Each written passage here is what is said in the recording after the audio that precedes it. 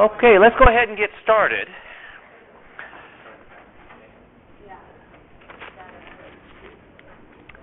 My name's John Day. I'm a veterinarian, a dairy practitioner from Jerome, Idaho.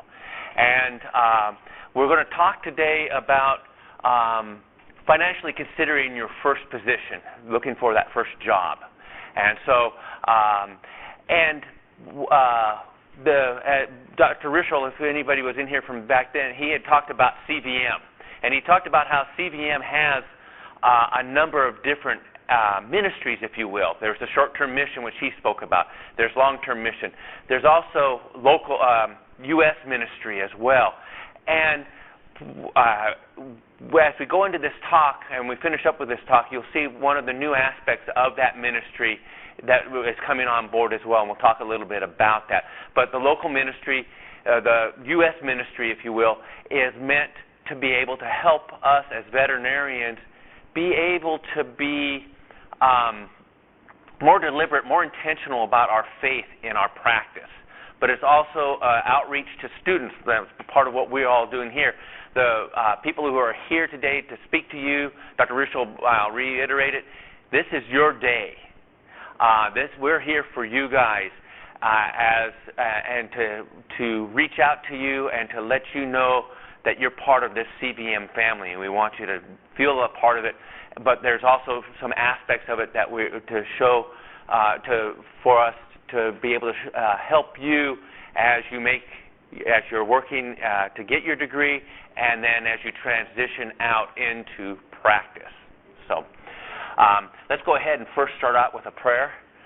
Heavenly and gracious Father, Abba, oh Lord, we praise you and we thank you for this day and for this opportunity to gather together, to fellowship, and to look at different aspects of your word and how it plays into our lives. It is amazing that your word, you're just so amazing, God, because your word reaches into every aspect of our life. And we just thank you and we praise you, Lord, for your guidance and your direction. As I said, amen. As I started to say, I'm a practitioner. My wife and I have a dairy practice in Jerome, Idaho, south central Idaho. And we've also had an opportunity to go on 3 different missions, short-term missions. 2 of them by ourselves, and our second trip to Mongolia was with our kids. So we've had an opportunity as well to take advantage of being able to go overseas and experience some different culture and that type of thing. And part of the talk that I'm going to is going to be, how do you guys set yourselves up as well for that opportunity? So the verse that I'm working off of is Jeremiah 29:11 reads, "For I know the thoughts that I think toward you, says the Lord, thoughts of peace and not of evil, to give you a future and a hope." God has a plan for you, okay? A plan that probably, I'm going to assume, is going to be including veterinary medicine, and therefore a way to produce income from veterinary medicine as well as using your profession to glorify Him. And so we're going to take a look at practicing veterinary medicine and what you need to consider when you are looking for that first position. When you get out in practice, I'm partly trained as an epidemiologist, so I love 2x2 boxes. We have down here, when you get out, you're going to be in this box down here where you're probably not going to be really good at what you're doing, but you're going to really be enthusiastic about it. You're going to like it. So you're going to be scared, but you're excited. You're going to be scared, but you're going to be enthused. Did I mention you're going to be scared? But most people, when they go down a slide and they look like this, when they get to the bottom, what do? Yeah, let's do that again. And that's what your days are going to be like when you're first out in practice. It's going to be a wild ride, but you're going to get done, and you're going, I want to do that again. Let's do that again. And then as you go through and get good at what you're doing, you get content and satisfied, but you're very productive. And you're still going to really enjoy what you're doing, but you're actually going to be feeling like you're getting out and getting things done and feeling really good about what you're doing. As you move on, if you're not careful, you're going to come over here into box number 3. And what happens is you're still good at what you do, but you don't enjoy it anymore. It's just mundane. It's old hat. There's nothing exciting about it. You get discontent. You get grumpy. It's just not fun. And if you allow yourself to continue down that path, you get down here into box 4 where you're no longer you're not good at what you do, and you're not and you don't like it. And so you're bitter. You're abusive. I'll bet you all know veterinarians who are down here in box number 4, or people who have lived, or who you've met who in different professions that live this, and they don't enjoy what they're doing, but they don't know what else to do. So what I try to do is when I get up here into box number 2, before I get over here to box number 3, I'm looking for another way to get here to box number 1. And that's what's really neat about veterinary medicine, is it gives us so many opportunities to find ways to get back into box number 1. And I believe God does this with us within our faith walk as well. There's different things. That's when we step out of our comfort zone. When we're down here, we're not comfortable. It's scary. We don't want. It's a scary place to be. But He pushes us that direction, because that's when we start to learn and we get excited about what we're doing, and that's when He can really teach us a lot of things. And if we don't allow Him to get us there, I'm afraid we either just get into a rut or we really become just a wreck, and we're of no use whatsoever. Do you recognize this pickup truck, Spring? That's the one we rode in when you were... black ice. So, when you're considering your first job, there's a lot of things to take into consideration. And pay is definitely something that you need to take into consideration. But you also want to know about the experience that you're going to have, okay? Experience is going to be really important. You're going to learn a lot there, okay? Keep in mind, your first job doesn't have to be your destination job. It might be. You may not want to move again.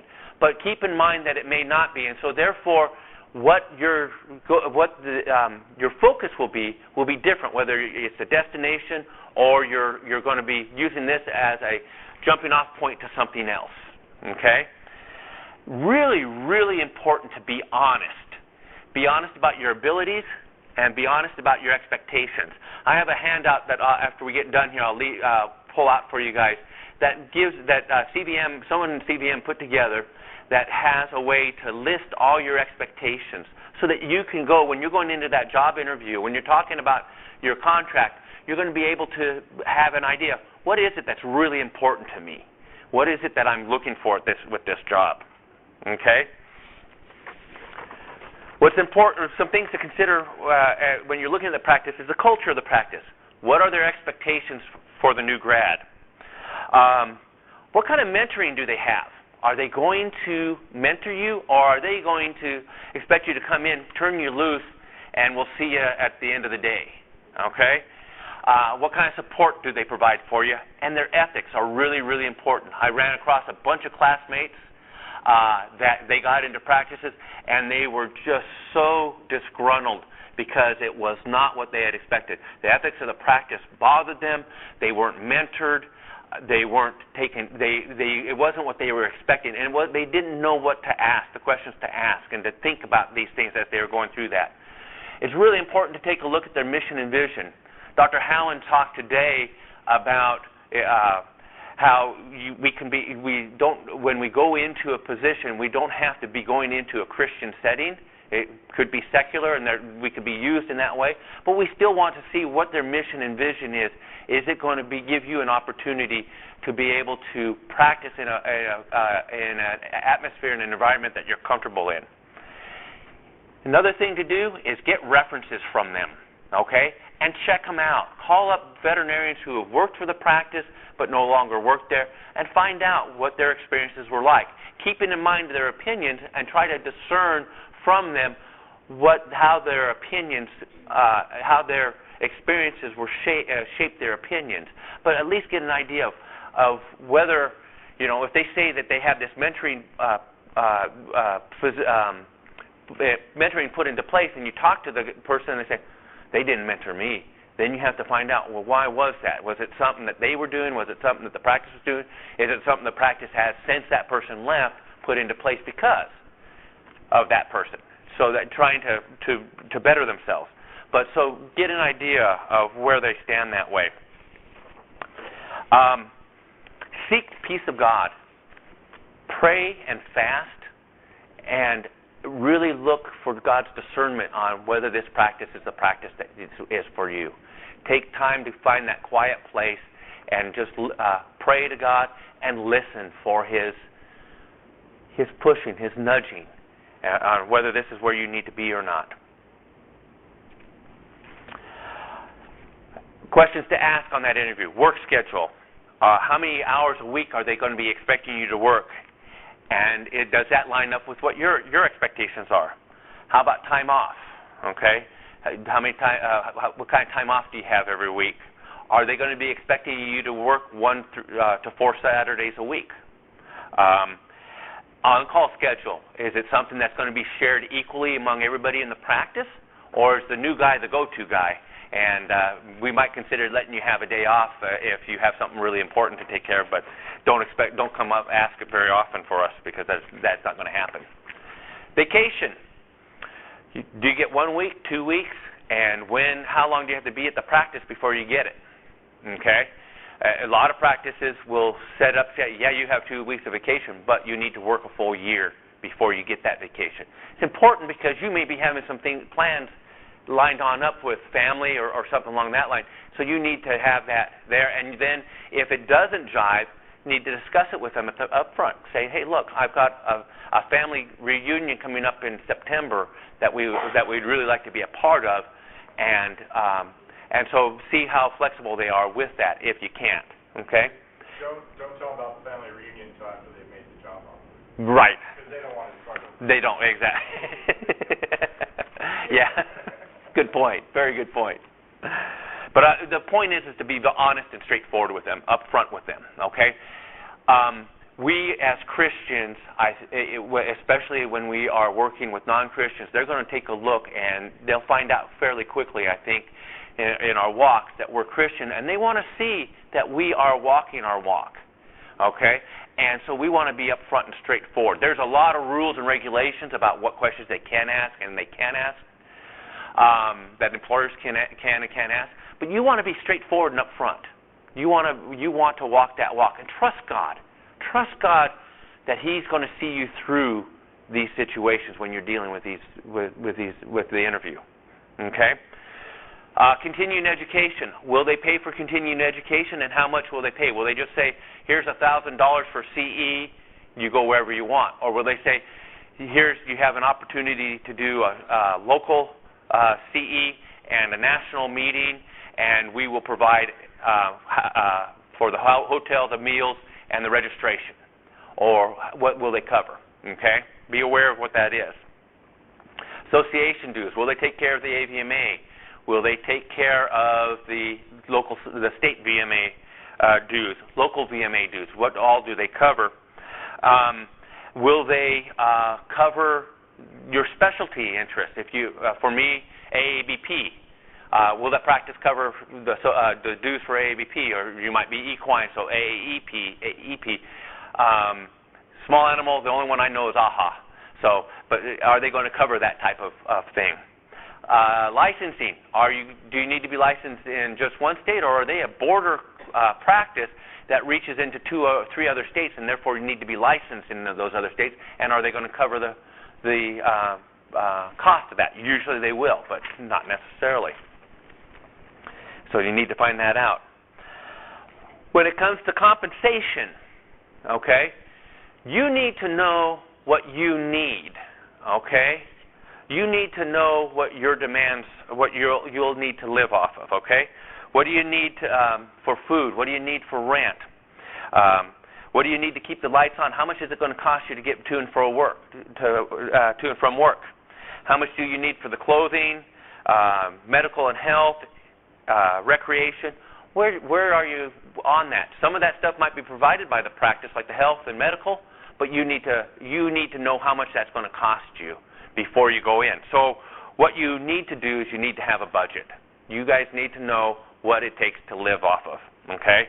I hate to bring up the B word, but you need it. Luke 14:28 says, "Suppose one of you wants to build a tower. Won't you first sit down and estimate the cost to see if you have enough money to complete it?" It's really silly to go into a job needing $80,000 a year to survive and taking a $40,000 a year job. It's not going to work. You need to know what you need to survive, okay? So, and there's a good chance that you don't, okay? Most people don't know how much it costs to live off of, okay? So you need to put together a budget, okay? A good way to start is to start recording everything that you spend, okay? Keep a journal and just write down what you spend so you start to get a feel for how much money does it cost you and your family to live food-wise. How much you'll probably know what rent is, but do you know how much a month it costs you for utilities, for gas?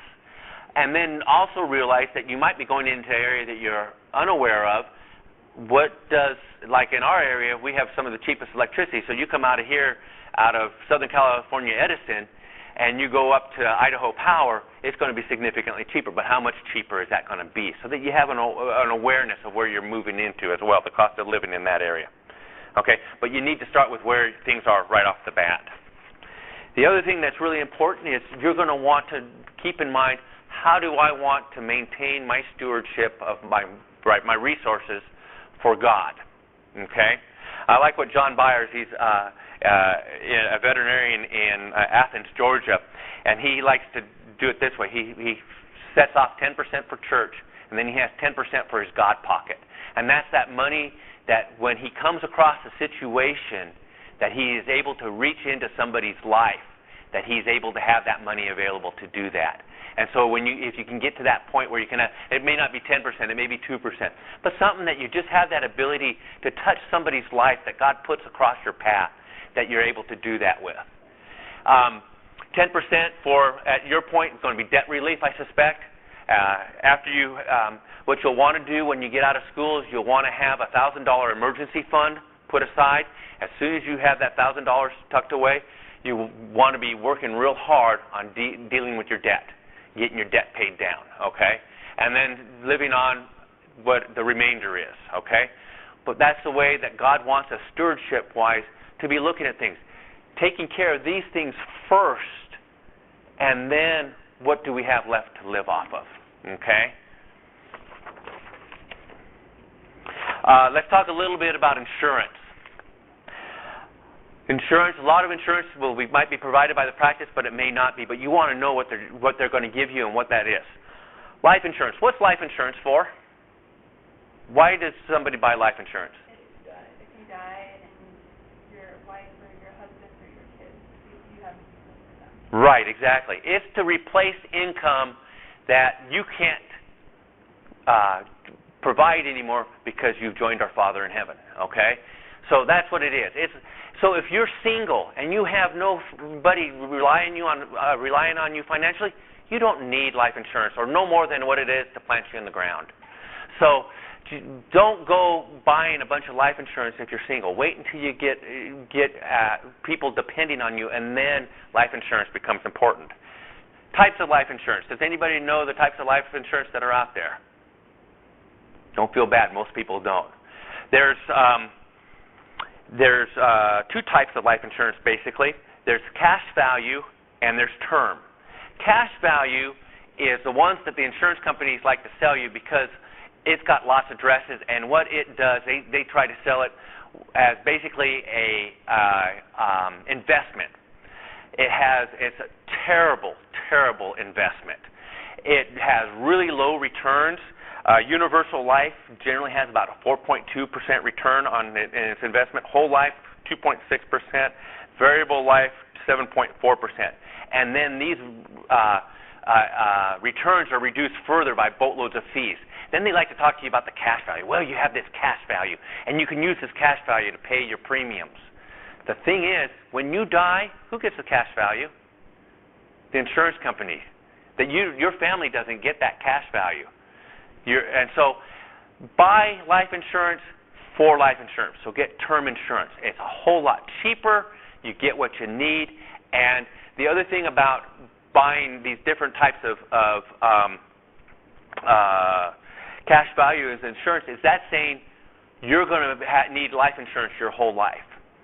As you get out, as you get your debt paid off, as you get your house paid off, as your kids get your kids out of the house and they're on their own, and you get a retirement built on up, you don't need life insurance. You're self-insured.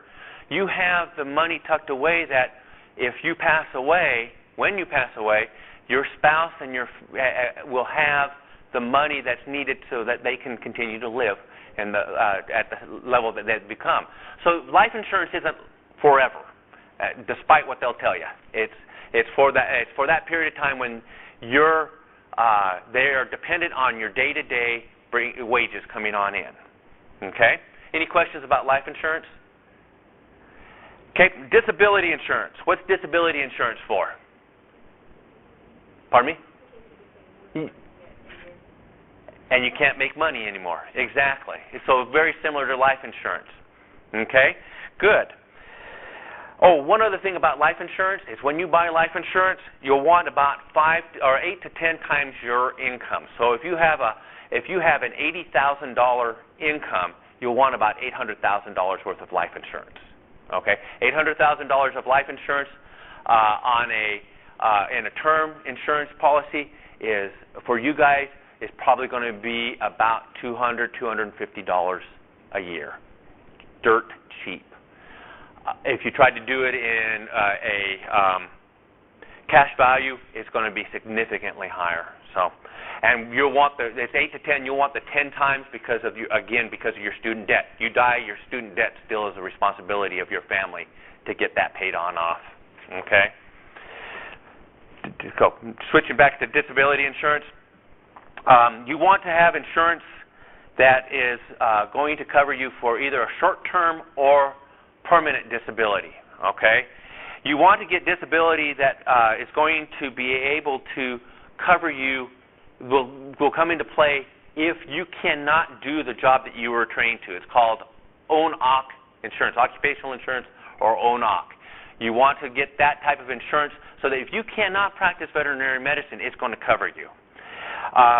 You want to be able to, as you get further on in there, especially if you're paying for your own insurance, get it with a 90 to 100-day waiting period. It's a whole lot less expensive, but that will require you to have your debt paid down, and you have a 3 to 6 month emergency fund. When you get your debt paid down, have that 3 to 6 month emergency fund, you will be able to have a waiting period that long, and it's significantly less expensive to get that kind of insurance than it is something that the day you become disabled, they're going to start paying you on. Let's see if I got everything. Avoid any of the add-on riders that all they do is they increase the cost without really increasing the protection from the disability. Health insurance. About 59% of the businesses provide health insurance. If you are going to provide your own health insurance, a couple things to take into consideration. Increase your deductible and or your copay. That's going to decrease your premiums. You want to increase your stop loss. At what point do you not have to pay any more insurance for that year? You don't want to decrease your lifetime insurance.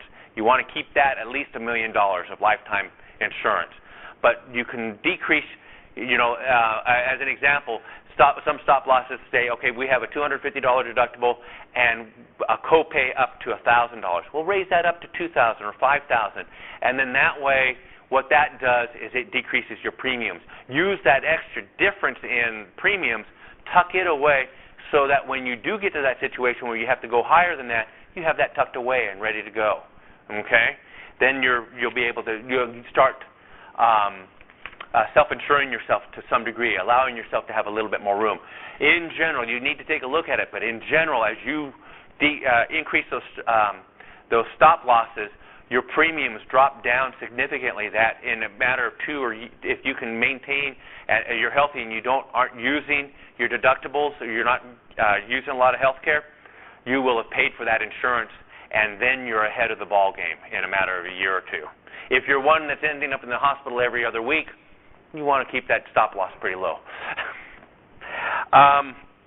Another thing to do is, if you, depending on whether or not what your employer is doing for you, consider an HSA, health savings account.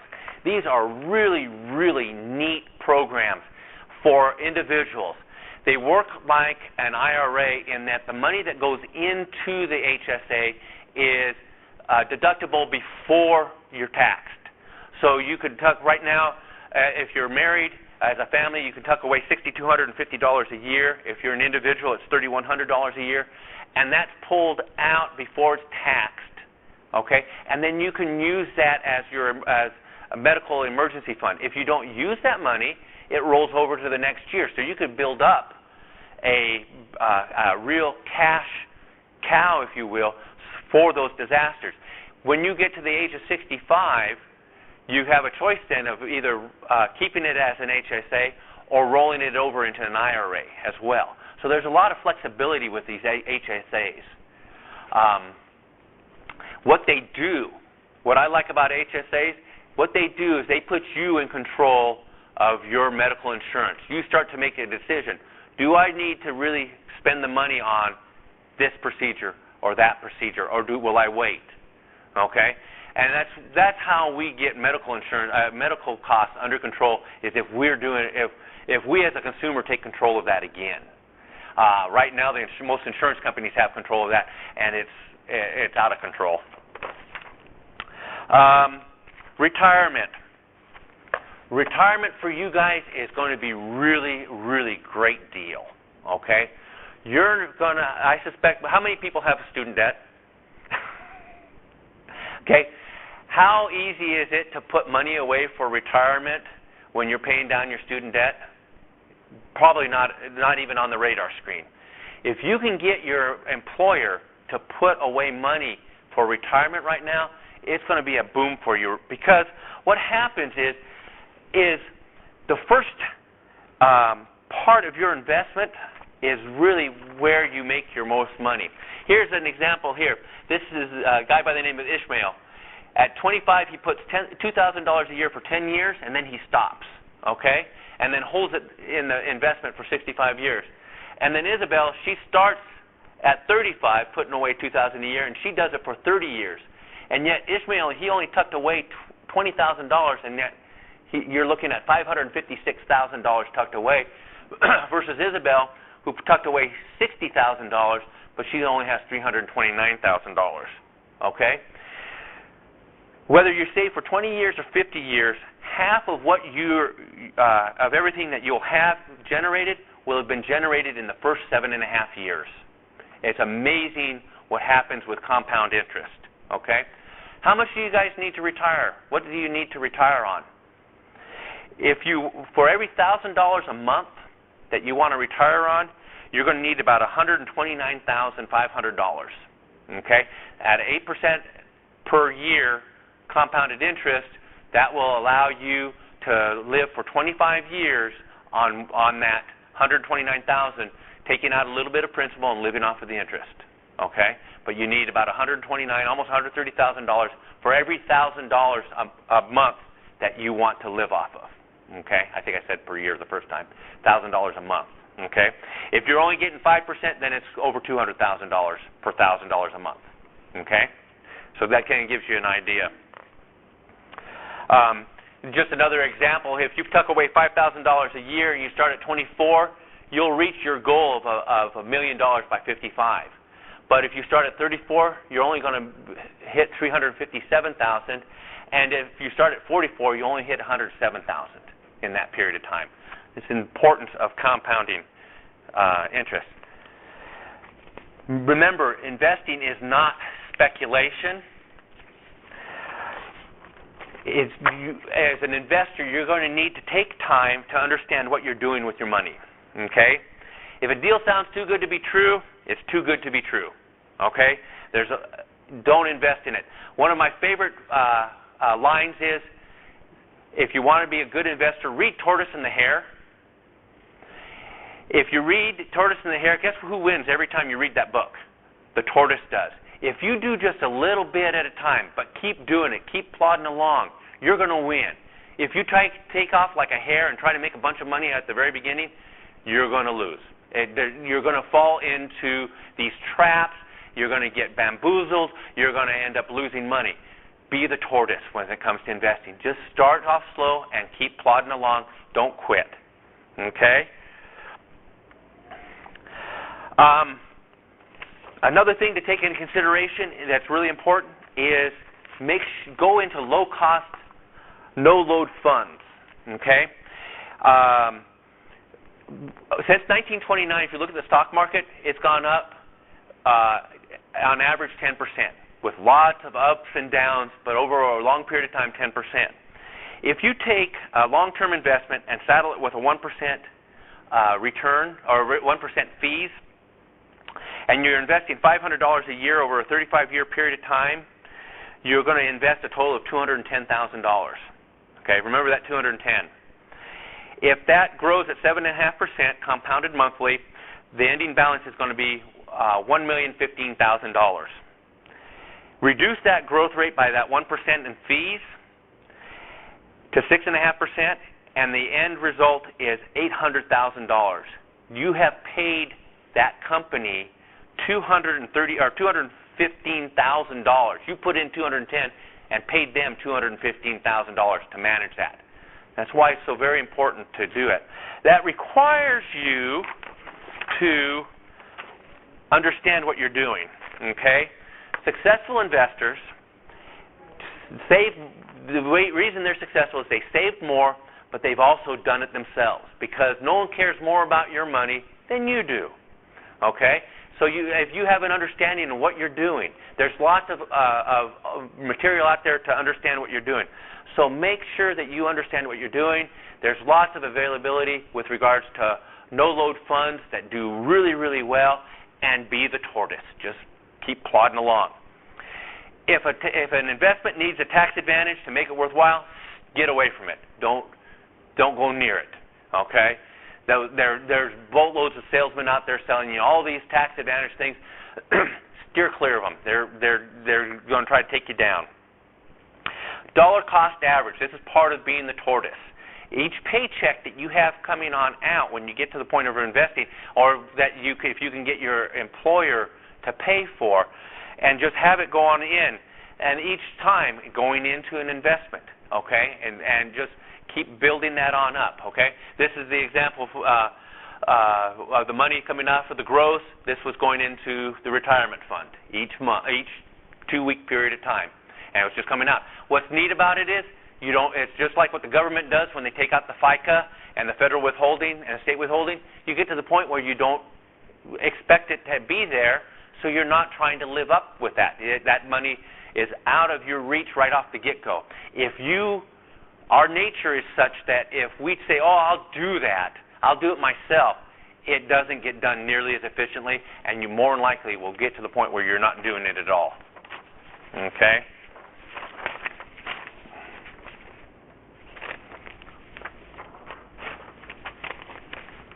That wasn't supposed to be there. Oh, we went to the end. That's why it's there. Sorry about that. Let's see if I can get back up to the start here.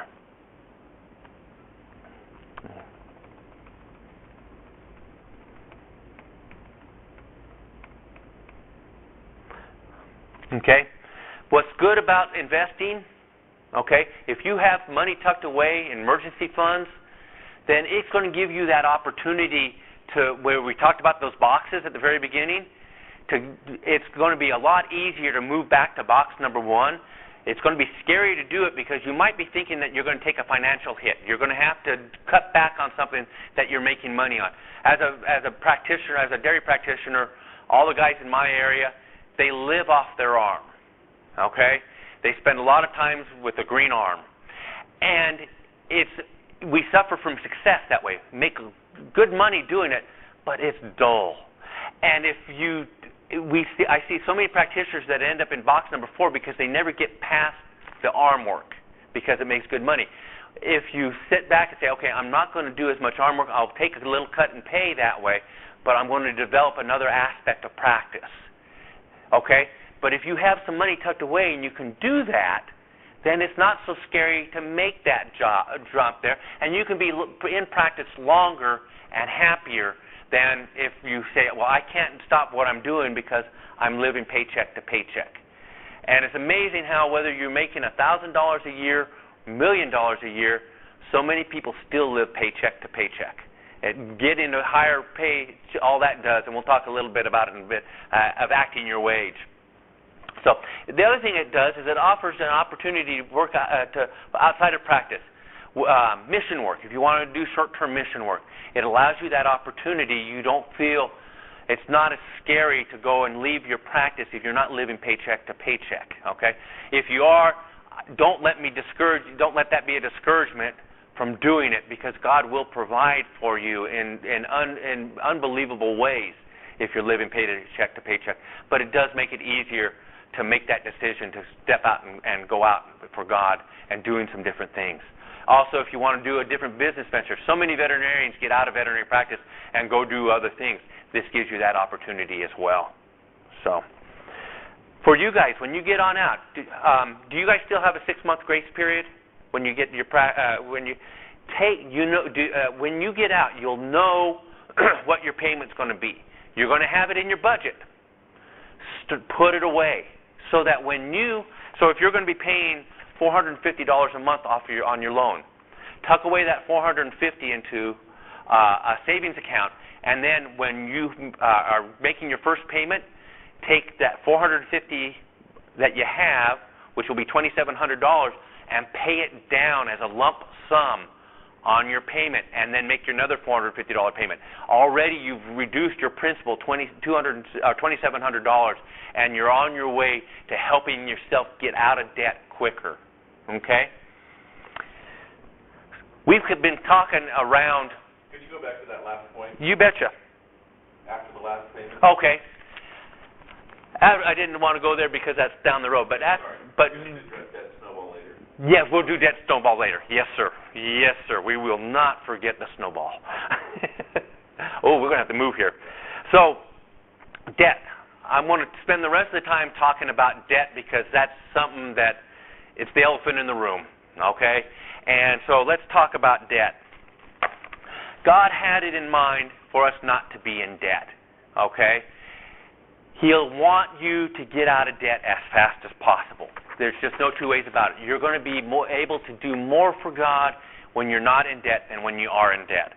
So it becomes really, really important to find out ways to get out of debt. So let's talk about what we can do to get out of debt.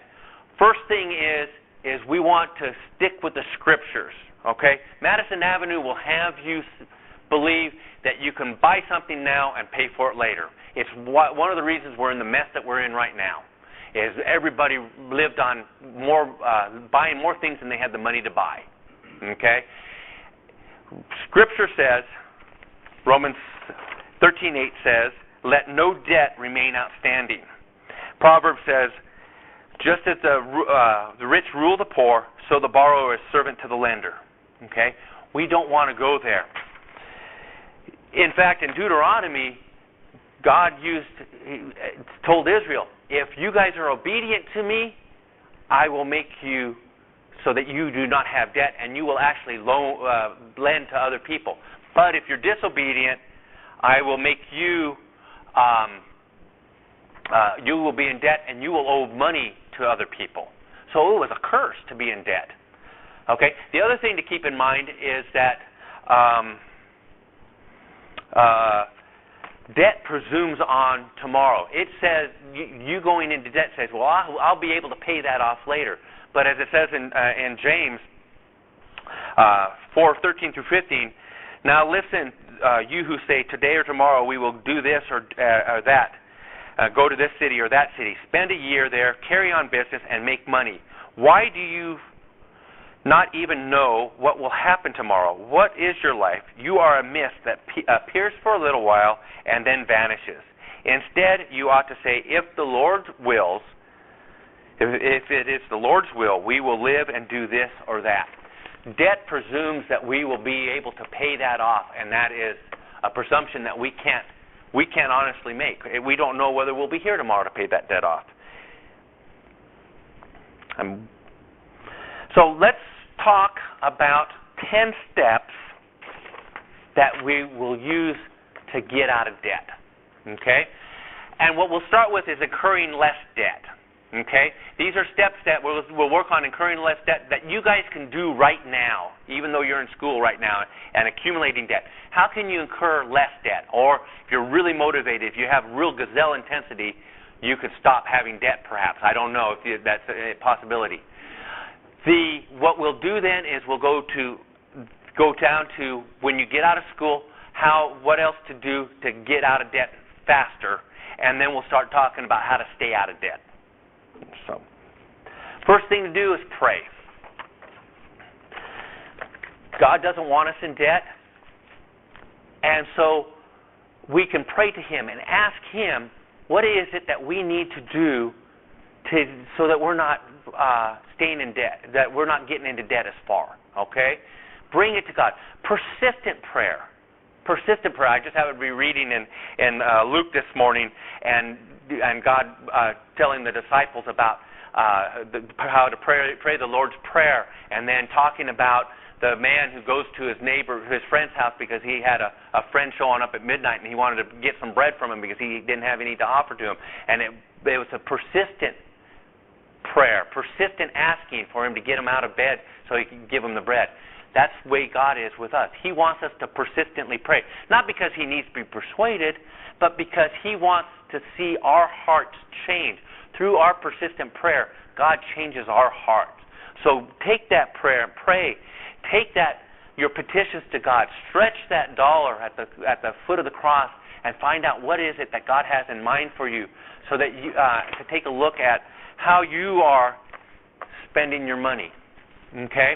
Now, everybody's seen charts like that if you take your $3 a day a habit, or $5 a day habit, your Starbucks habit, or eating lunch out every day during the work week, how much, if you invested from 16 to 76 at 12%, how much money you can make. I'm going to change that one just a little bit.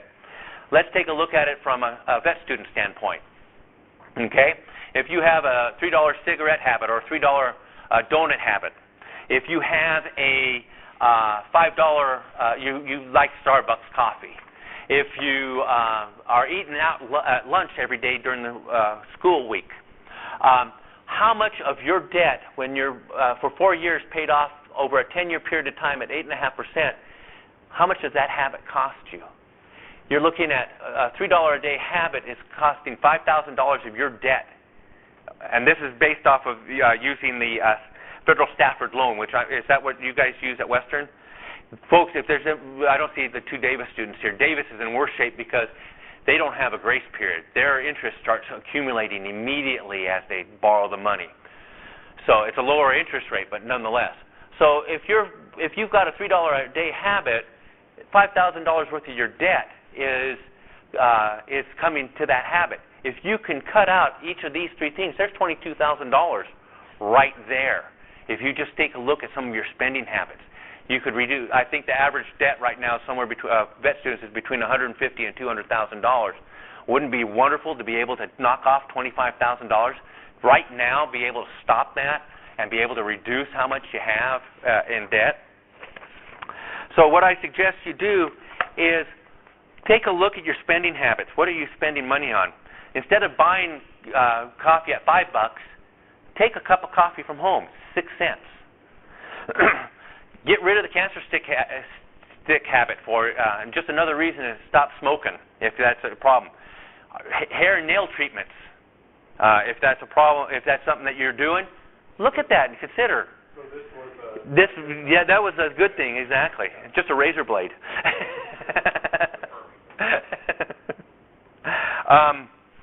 Brown bag your lunches. Clip coupons. Buy store brand food. Cut the cable and satellite. Okay? These are not necessarily things you have to do, but look at these things. Look at what you're spending money on and start making a decision. Is this what God wants me to be spending my money on? Okay? Take a look around the house at things to be able to cut the cost of electricity. Turn down the heat. Put on a sweater. Are you doing full loads of laundry? There's this feedthepig.org and other places that you can go to to find out ways to save money on a regular basis.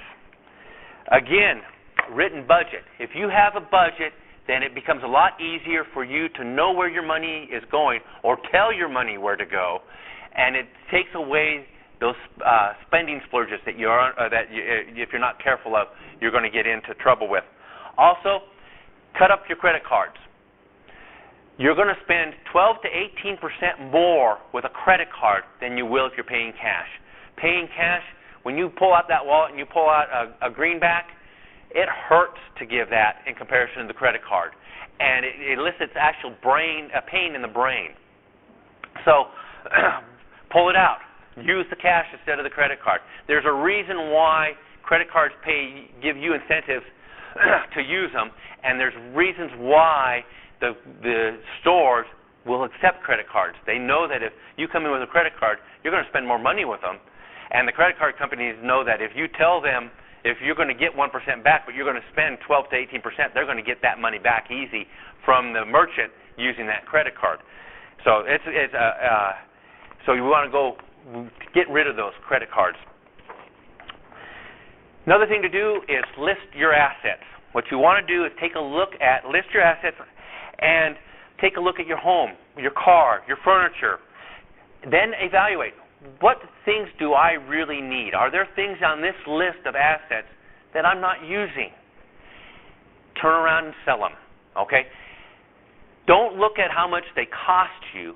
Look at how much they will bring and be able to help you in your debt situation, be able to incur less debt by selling them off. If you're not using them, get rid of them. If you have a car and you're spending big dollars on a car payment, can you sell that car, take the money from that after you pay off what you owe on debt, and buy an older car but reliable car for a lot less and not have that payment anymore? And so that therefore you're not going to be adding to your student debt in the whole process. Okay? Now, when you get out of school, when you get things rolling, again, come to God and pray, okay? In The Widow and the Oil, God had it said on, there's in the story, a widow, her husband was a prophet. He died and left her a wonderful gift of debt. And the debt collectors came, and they were going to take her two kids, which were going to be her income, were those two boys as they got older. And they were going to take them away. Thank you for the grace. And so Elisha told her, to go and to collect all the jars she could. She had a little bit of oil. And he said, collect all the jars you can. Okay? And so she and the boys went out and collected all these jars. And she had this little vial of oil, and she started pouring out, and she filled up each jar with oil. And as soon as there were no more jars to fill, the oil stopped running out of that little vial. Her faith was the number of jars that she got measured her faith. If she had only gotten 2 jars, she would have only gotten 2 jars of oil. If she had brought in 100 jars, she got 100 jars of oil. What Elisha told her to do was to take that oil, sell it, pay off her debt, and live off the rest. Her faith was big enough that she had lots of oil. Don't limit God's miracles by our lack of faith. So, by virtue of going out and doing things, doing what we can do, and being faithful to God, God will provide the miracles. It may be something like a bunch of oil all of a sudden paying off the big debt. Most likely not. But as you're paying off your debts, as you're being intense about paying off your debts, you will see God provide in little ways. Maybe an unexpected check that comes on in, or unexpected good month, unexpected things that you take that and you apply it to that debt, to get that debt paid off. God's going to continue to bless that. He wants you out of debt more than you want yourself out of debt. So He's going to do what He can, but He wants us to be a part of the process. Okay, when you get out, here's your debt snowball. List your liabilities. Most people who are in debt, really heavy in debt, they don't know really what they owe. They don't know what they owe and who they owe it to. So list your debts, how much is owed, the monthly payment, and the interest rate, and then list them from least to greatest. Okay? And so what you'll do is say, here's this, these say are your debts, and you're making minimum payments. You're paying $15 to J.C. Penney's and $10 to Sears and $75 to Visa. You might do a garage sale and make $150 and pay down that J.C. Penney debt. Then take this $10, add it to the $15, add it to the $10, and now you're paying off $25 to Sears. So Sears is going to get paid off quicker. Other monies that come on in get added to that as well, so that Sears gets paid off quicker and quicker. As soon as Sears is paid off, $25 to the $75 that you've been paying on Visa, now you're making $100 a month payments to the Visa. As soon as that's paid off, you add it to the $90 that you've been paying on Master Debt, and now you're making $190 payments to Master Debt. You're getting that paid off. This is a snowball. As you keep on rolling down the hill, your payments get bigger and bigger, so you get those things out of debt. Any extra money that you come on in with that's outside your budget, don't spend it on going out and splurging on a night out and dinner. Use it to pay down your debt so that you can get that all out from underneath you, okay? And then as you roll on down, instead of a $200 car payment, you're down double that, $400 paying off. You're going to get that paid off a lot quicker. And then as soon as that $400 comes down onto the $65 student loan payment, and then you're paying off that student loan greater and greater. Now, when I first saw this, interest rate bothered me. I said, well, I want to pay off the one that's higher interest rate. Thing is, psychologically, we want to get some successes. When we get that J.C. Penney paid off, yeah, all right. Get some enthusiasm. Be excited. Get down to the next one. Get that one paid off. All right. Celebrate that and let that build up and revel in the fact that you're getting that stuff paid off. List your payments each time that you're making, and then see how your debt is getting reduced on down. Again, psychologically, you're seeing progress. You're making progress, and see that, and allow that to fuel your desire to get this paid off even faster. Okay? Any extra income, commit it to the payment. Okay? Don't accumulate any other debt. Pay cash. Don't use a credit card. If you use the credit card, make sure you pay it off each month. Okay? Best thing to do is just don't go there. Just don't go there at this time while you're trying to get out from underneath your debt. Live off of what you have. Okay?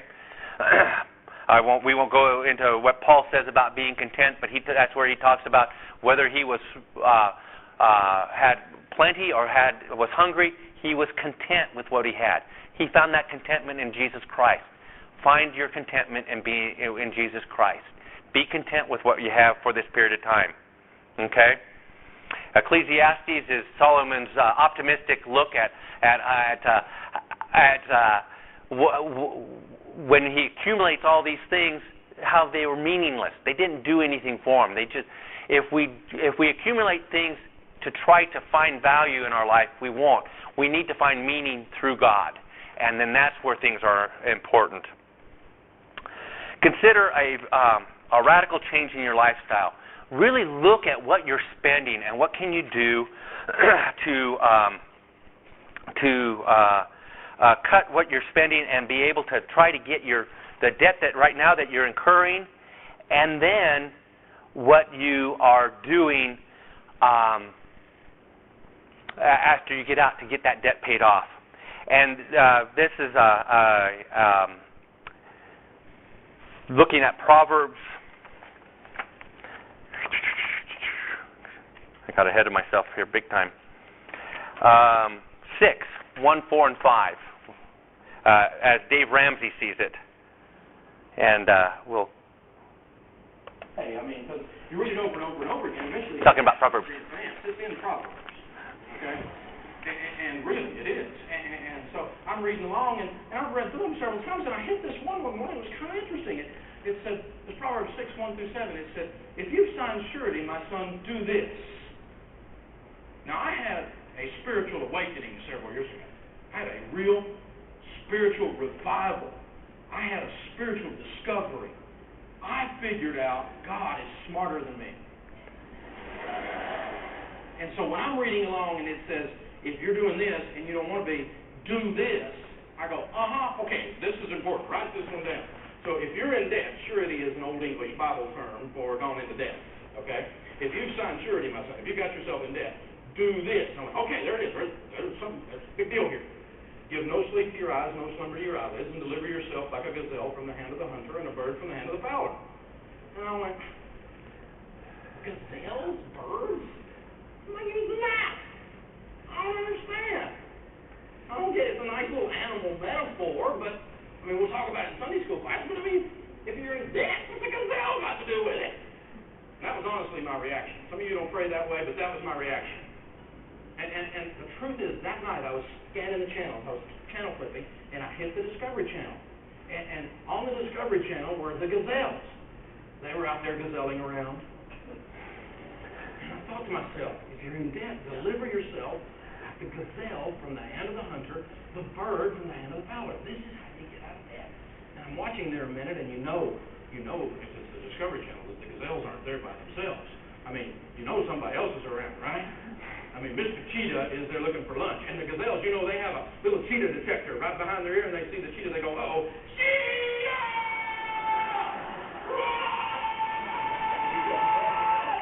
And I'm thinking, whoa, this is how you get out of debt. It's like life or death. You got to bust it, man. You got to run like you're on fire. And when you get out of debt, you go, go, go, go, go. You're getting ready to be in the gazelle burger. This is how you get out of debt. And you know, I'm watching this thing unfold, and I'm thinking, man, this guy's fast. And the Discovery Channel came on and said, no, the cheetah is the fastest mammal on dry land. This bad boy can go from 0 to 47 miles an hour in 4 leaps. The fastest animal on dirt.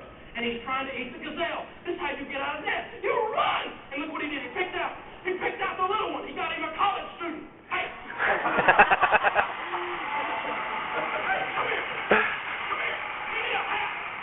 You need a college. Don't you need a pizza? Come here. I got a t-shirt for you. Come here. Come here. Come here. I got something you need. Here's how you get out of debt. You got to run. You got to go. Go, go, go, go. You're on the way.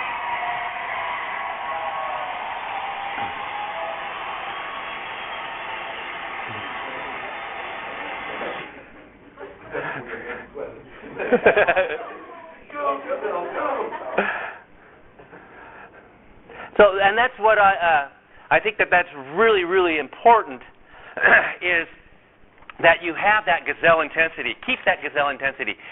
It'll be really easy as you're sitting there and you're working really hard and getting things something will come on up and, I can't do it.